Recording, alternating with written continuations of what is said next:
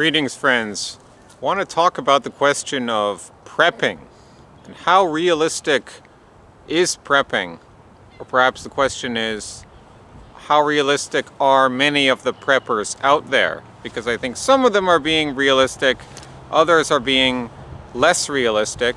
So first of all, what is prepping? For those who don't know, prepping comes from the word preparation, and it means stockpiling goods, perhaps ammunition and firearms and all the equipment you might need to prepare and survive a catastrophe. So this could be like surviving something like a hurricane, or it could be surviving political chaos and unrest. And it generally has the idea of, well, I mean, it takes different forms. That's the thing. But that's the general idea. It tends to take on an individualist. Like I'm going to survive even though everyone else is going to die. Maybe not in all cases, but that's kind of a general overview.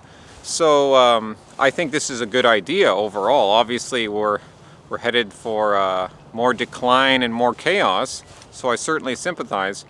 And if everything got really bad and I was left to my own devices, I'd be the first one to die, right? So I admit, like, the preppers would be, they'd be better off than me. I wouldn't survive.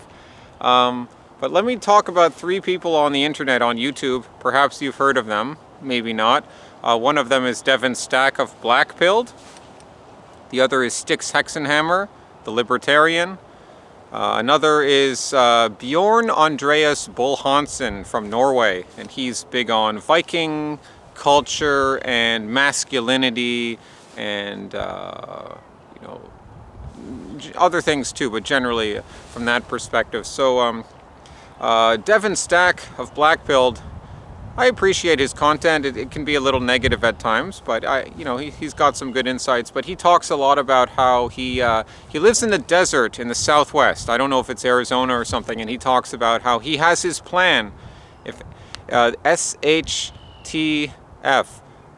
pardon my French, but shit hits the fan. This is what they call it. You know, that's a situation where law and order breaks down.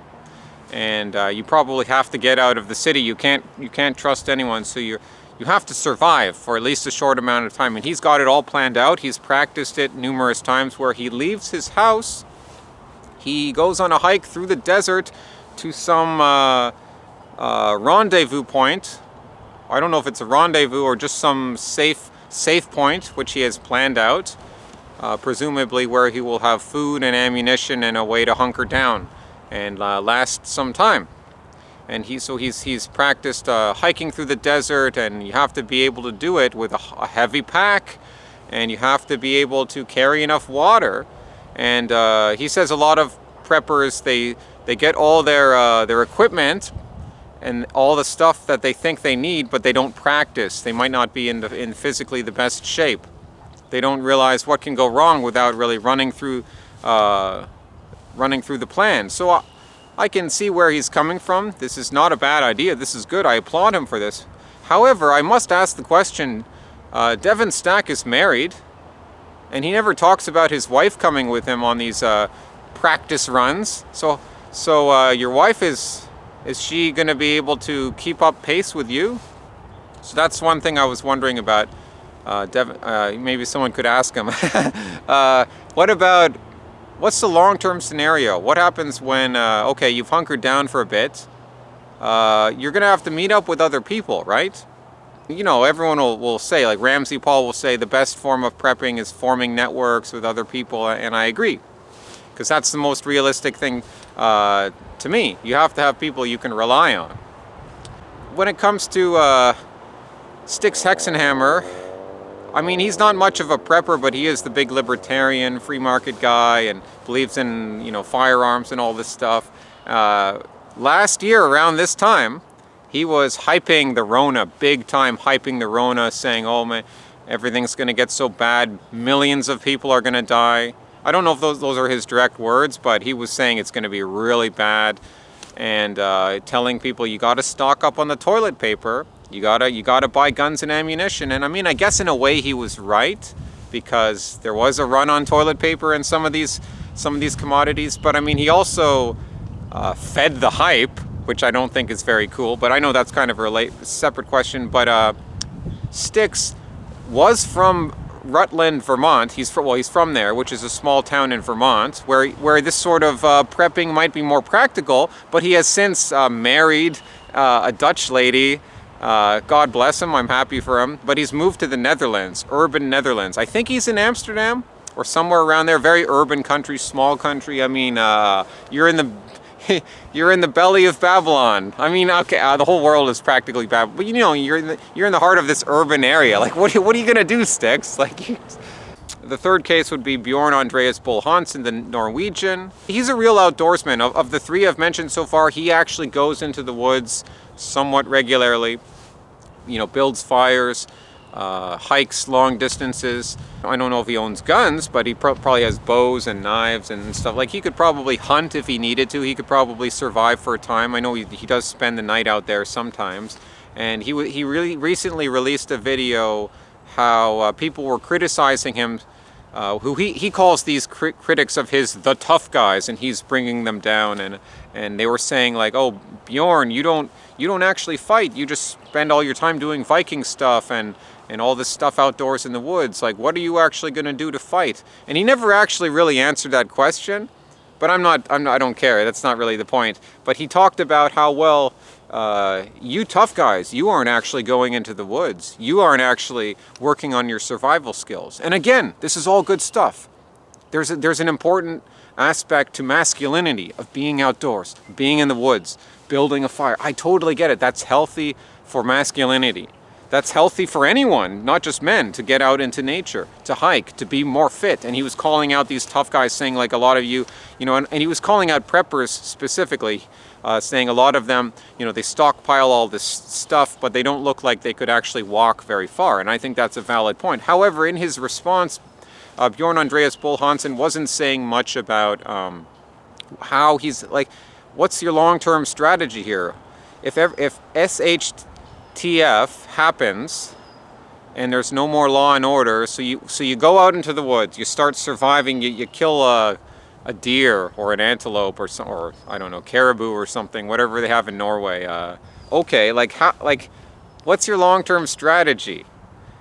He said himself, he knows that, like, obviously 99.9% of the population is not going to survive an SHTF scenario. But then again, most of the preppers won't survive either.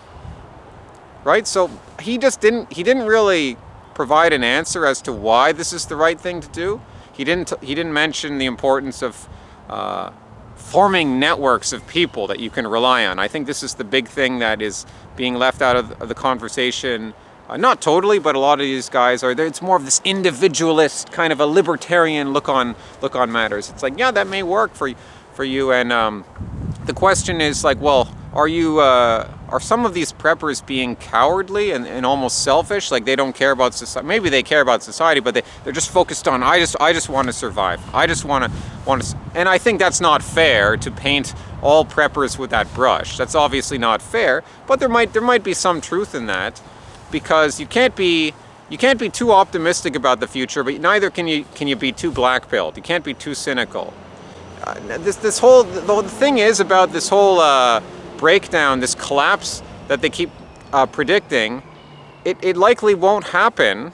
It will be more of a slow collapse over decades, and it'll be far too complicated, far too chaotic for us to conceive of how things are actually going to play out. And they're going to play out in some ways which are good for us, in some ways which are bad for us. So white people aren't going to be completely wiped out, but it's too complex and complicated to figure out all the ways that we're going to manage to survive. And it won't be mostly through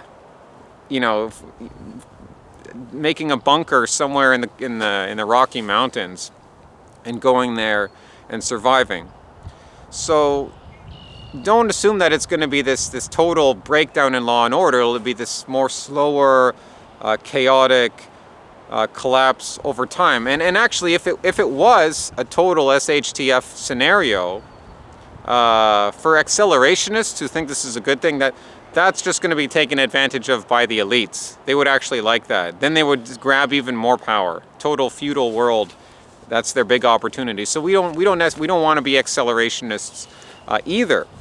I think Vention, he mentioned this before in a comment. I forget exactly what it was, but he said something like there's a lot of preppers during the fears over nuclear war in previous decades that spent a lot of their money on stocking up and supplies and all of this stuff, whereas the nuclear war never came. Not that it couldn't have, but that scenario never played out, and they had all this stuff which either went bad or expired, or basically they spent most of their money on stocking up these supplies when they didn't invest it in gold or silver or maybe Bitcoin or something else like that. I'm not giving you investment advice, but that's the point he was making, and that's a good point. And I would add that a lot of these preppers, let's say in the SHTF scenario breakdown, let's say it does happen. Well, what makes you think that you're going to be able to hold on to your little castle there? What makes you think that you're going to be able to successfully defend your cash? I mean, I like to, obviously you'll have guns and you'll have ammunition. That's good. Maybe you'll have some family members to help you. But what makes you think that you'll be so successful? I mean, it's just as likely that a roving band of thugs will murder you and your family, and they will gleefully move into your little bunker and just enjoy all your supplies. They'll be laughing over your dead bodies. That's just as likely to occur. So let me tell you the prepping that I see on the internet that does look realistic, that I do applaud. Not that I have any problem with all of this prepping. I'm just, in terms of how realistic is it. What I see in the most positive light is these families who live outside cities and they produce their own food. I mean, this is pretty obvious, right? Obviously, that's a good thing. They grow their own produce, they raise their own livestock, maybe they go fishing and they stock up and they freeze the fish, or maybe shellfish, they freeze it so they stock up on these things. They have a close-knit family. Hopefully they have neighbors who have their back. So they come from a semi-rural community or a rural community ideally. So it's more difficult for the state to reach them, but they're not completely out in the middle of nowhere either, right? Because that brings its own disadvantages either. And these families are hopefully thinking about a collapse. But are they going to run off into the woods on their own if everything, goes chaotic? I mean, they probably wouldn't survive very long on the woods on your own. Even they're prepping, it still has to rely on a lot of things that are beyond our control, and that's what we have to come to terms with. So we want to do what is within our power to build a better future, to look out for ourselves and our own family. But there's a lot of things that are beyond our control that we just have to leave to a higher power. And these families, I mean, having a family, it can be a good way to prep, because you have if your sons are growing old enough, they can help you, and you have the family dog to warn you if someone's coming, and but at the same time, the family can be a liability. If you're having to hike through the desert like Devin Stack, and he has I don't know if he has kids, but your army only moves as fast as its slowest member, right? This is getting back to what I was saying about defending your little castle. Your home is your castle. Well, real castles back in the day would have armies to defend them. They wouldn't just have one man of the house with a gun and maybe a few. No, you have to have a small army to defend your castle. If law and order breaks down, I'm finished. That's why, obviously, I'm focusing on building friendships, building, these networks of people. And you don't all have to come from the same political viewpoint. It can be across the spectrum, but at least enough people that share enough in common that you have found your tribe. And hopefully that can take you through the tough times. And beyond that, you just have to pray to God.